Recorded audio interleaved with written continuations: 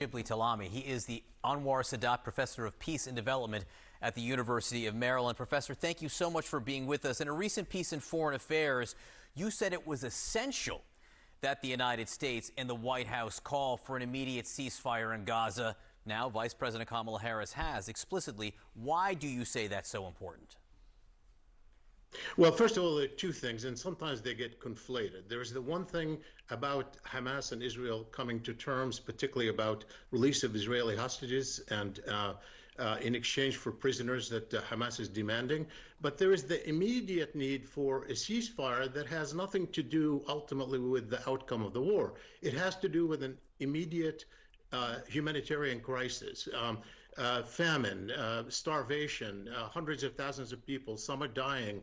And every aid organization says there's absolutely no way to deliver aid and distribute it at the level needed without a ceasefire.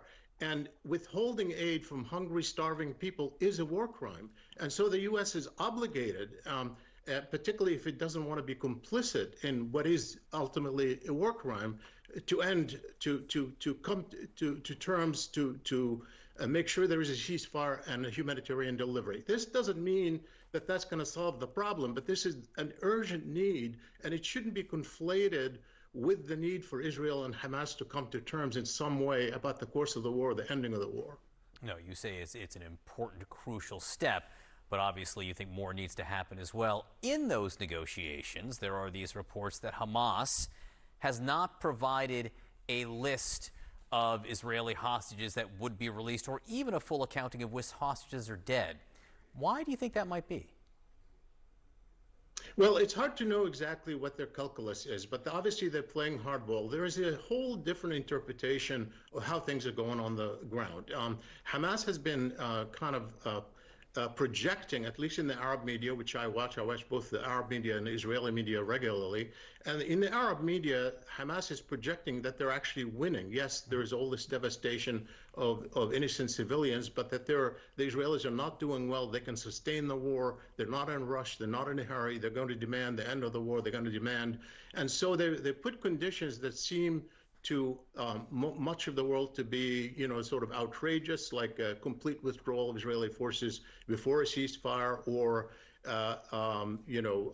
end to the war, not just a timeline for a ceasefire. So it's hard to know how far they're going to push that. Obviously, the Israelis are pushing their own demands. And what you have there is, there is this equation, if you wish, that for the weak, if they don't lose, they're winning, and for the strong, if they don't win, they're losing. And obviously, both are trying to project that they're winning in their own terms. And that's a problem. That's why we have to decouple the issue of the immediate need for a humanitarian ceasefire to deliver the goods to prevent famine, regardless of where the Israelis and the Palestinians, where Israelis and Hamas are. We will see what happens in the next few days. There are many, millions of people who would like to see something happen before Ramadan, which is just a few days from now. Professor Shibli Talami, thank you so much for being with us this morning.